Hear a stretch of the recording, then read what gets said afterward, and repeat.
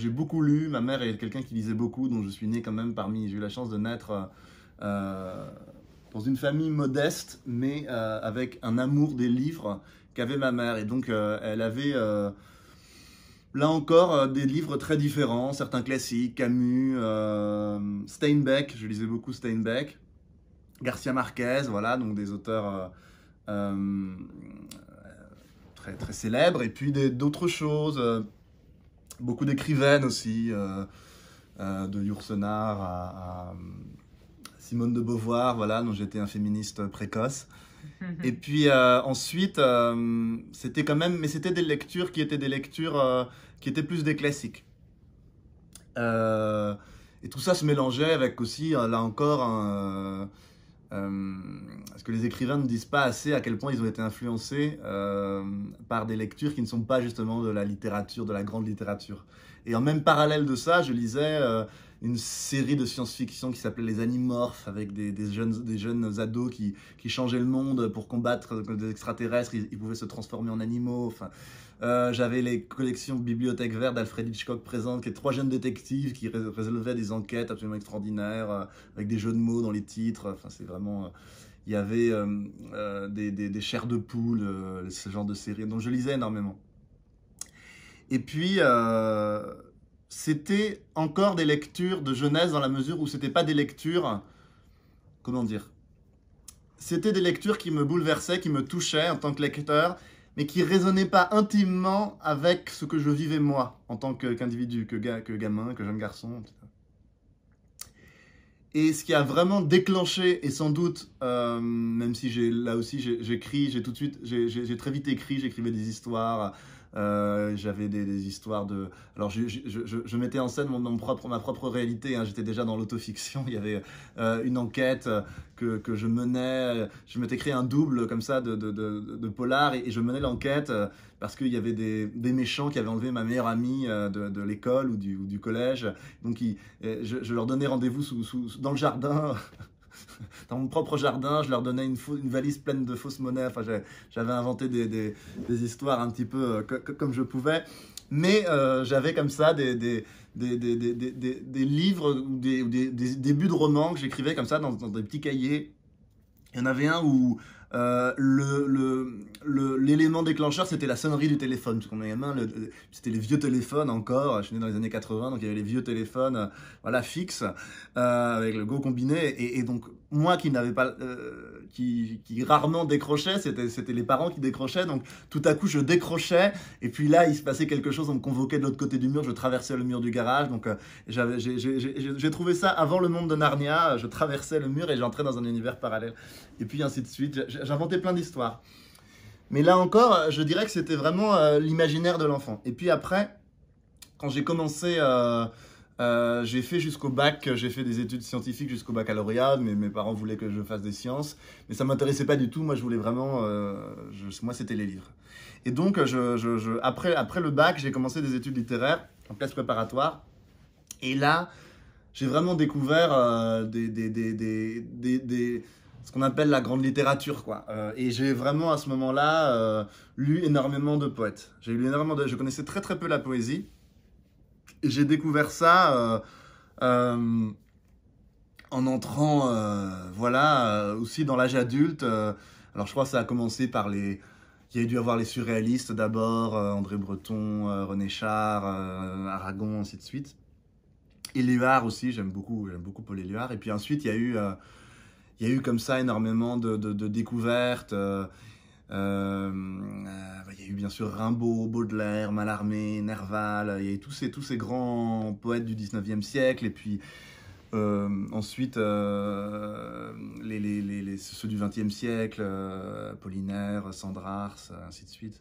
Et alors, du coup, là, j'avais vraiment l'impression que tout à coup, Aimé Césaire, Sylvia Plath, enfin tous les grands poètes et poétesses que je découvrais. Et là, vraiment, j'allais à la bibliothèque. Alors, c'était devenu une grande médiathèque. J'étais toujours à Melun, en classe préparatoire, mais c'était devenu une grande médiathèque. Donc, j'y retournais là dans la médiathèque et j'empruntais tout ce qu'ils avaient, des livres de poésie, ainsi de suite. Vous dites, excusez-moi de vous interrompre, que Ouais. la rencontre avec la poésie vous a sauvé la vie. Mm. Vous a sauvé. Enfin, Ouais, parce que j'ai fait des ellipses, mais c'est sûr que toutes les années d'enfance, et en particulier ensuite d'adolescence, du lycée, l'enfance et l'adolescence, justement, j'avais les livres. J'avais les livres qui me permettaient de m'évader. Euh, et puis là, tout à coup, je découvrais qu'effectivement, avec des mots, euh, dans un poème de Baudelaire, et il peut avoir le résumé de toute une existence, quoi, de toute une sensation, de tout un moment d'une vie. Je découvrais que les mots avaient non seulement le pouvoir de nous évader, mais aussi un pouvoir encore sans doute plus mystérieux et plus viscéral, qui est un pouvoir de dire, de décrire et d'exprimer quelque chose qu'on ressent, ce qui est encore un endroit différent, c'est-à-dire d'être dans une forme de vérité et de se reconnaître dans un livre. Et ça, c'est vrai que c'est quelque chose qui n'est pas présent quand on lit un très très bon polar. C'est rare qu'on s'identifie, enfin, je l'espère, au meurtrier ou à la victime. Enfin, dans tous les cas, ce que je veux dire, c'est qu'il y avait vraiment cet émerveillement de découvrir qu'on pouvait exprimer des émotions très fortes à travers des mots. La poésie m'a énormément marqué jusqu'à aujourd'hui. Et ensuite, je me suis essentiellement, je crois, pendant une dizaine d'années, consacré à lire des poètes avant de lire des romanciers. Et en tout cas, là, je parle des auteurs que j'ai découverts et de mon propre panthéon, mais je dirais que oui, il y aurait Baudelaire, Rimbaud et Mallarmé déjà comme une sorte de solide socle de poésie. Et puis c'est vrai qu'il y a quelque chose comme ça de magique, quoi, à découvrir des mots qui disent une vérité intime, et puis il y a quelque chose de très lié au corps et lié à l'intériorité et lié à la langue et lié à la musicalité. Moi qui ai toujours fait du piano, en tant que pianiste, il y a un truc assez extraordinaire dans la poésie, c'est qu'il y a vraiment une forme de musique et de musicalité qui tient dans la prosodie, qui tient dans la façon de porter des images, des choses. Il y a comme ça un aspect très, très sensible et très lié à la langue et à l'émotion encore dans l'écriture qui me plaît beaucoup. Et donc c'était les grands poètes, et puis c'était des auteurs comme Balzac, c'était des auteurs comme Yourcenar, c'était des auteurs comme un dernier petit mot sur Émile Ajar, ouais. auquel vous faites allusion. Ouais, c'était Émile Ajar et Romain Gary. C'était qu'effectivement, quand j'ai lu La vie devant soi, je me suis dit, ah oui, ça c'est incroyable, la façon dont les grands romans sont des poèmes aussi. Dire ce sont des poèmes parce qu'il y a une forme de lien complètement indissoluble entre le fond et la forme. C'est-à-dire qu'on ne peut pas exprimer autrement ce qui est exprimé. Et c'est ça qui fait la marque des grands écrivains, c'est qu'il y a un moment où leur langue est rien qu'à eux, ou rien qu'à elles. Et donc ça a été ça, des découvertes de grands poètes et de grands romanciers. Il y a un auteur italien que j'aime beaucoup qui est Antonio Tabucchi. Antonio Tabucchi ne pouvait pas écrire autrement ses histoires que de la façon dont il les raconte. Et ainsi de suite. Pessoa aussi, comme poète, Henri Michaud. Et c'est tous ces auteurs, en fait, qui, pour moi, expriment une vision, une singularité et transmettent à travers leurs mots ce qu'ils sont au plus profond, quoi. Ça, je me suis dit, là, il y a vraiment quelque chose qui est éblouissant, c'est-à-dire que il y a comme ça la possibilité, moi qui en ai toujours douté quand j'étais enfant, la possibilité et qui parfois en doute encore, la possibilité de sortir de soi et de transmettre quelque chose grâce à une forme artistique et grâce à des mots. Et ça, c'est quelque chose qui m'a vraiment beaucoup touché. Je me suis dit, ah oui, d'accord, on peut exprimer quelque chose de sa vie et le partager avec quelque chose. Et alors après, plus tard, quand j'ai lu en partie, car j'avoue ne jamais avoir lu certains tomes, quand j'ai lu La Recherche du temps perdu de Proust, il y avait cette idée quand même qui est magnifique à la fin du Temps retrouvé, le dernier tome de La Recherche, où Proust dit, il a cette phrase qui est souvent citée où il dit que la vraie vie, la vie enfin vécue, c'est la littérature.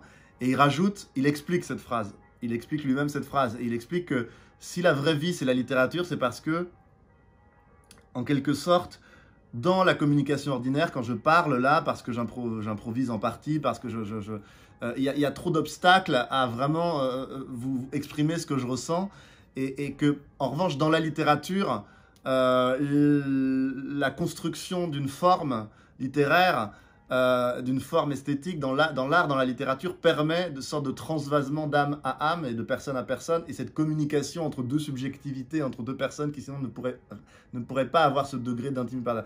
Effectivement, moi, c'est ce que j'aime aujourd'hui dans les auteurs contemporains aussi, c'est quand j'ai l'impression de rencontrer une personne, de rencontrer l'univers, en tout cas d'une personne, de découvrir quelqu'un.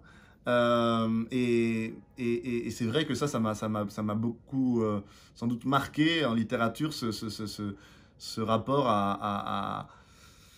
aux mots, à l'écriture, à la poésie, à la langue et à la découverte d'une autre subjectivité. Et il y a dans un de ses essais, Roland Barthes dit que la littérature, c'est ce qui institutionnalise la subjectivité. C'est-à-dire que finalement, moi, ce que j'ai découvert quand j'étais ado, c'est qu'on pouvait s'exprimer, et quand j'étais étudiant, c'est qu'on pouvait effectivement exprimer quelque chose qui était de l'ordre de la subjectivité, qui était de l'ordre de soi-même, de ce qu'on ressent au plus profond, et que c'est pour ça qu'on écrit, c'est une formule très usée, mais qui est vraie, c'est qu'on écrit avec ses tripes, quoi. Et c'est vrai que je découvrais ça, et la littérature, finalement, c'est ça, c'est une sorte de club je crois quand même, de personnes qui expriment un univers qui leur est propre. Et l'écriture, oui, il me semble qu'il y a quelque chose comme ça de premier qui est cette expression de soi. Et la littérature, bah, c'est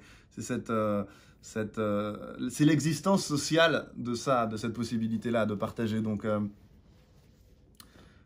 voilà, évidemment, je lis énormément. Donc le Panthéon s'agrandit tous les jours, en tout cas souvent, mais je crois qu'on a quand même tous un noyau d'auteurs fondamentaux qu'on connaît par cœur, quoi, ou qu'on a lu, relu. Et pour moi, c'est sans doute ces poètes dont j'ai parlé, c'est sûr.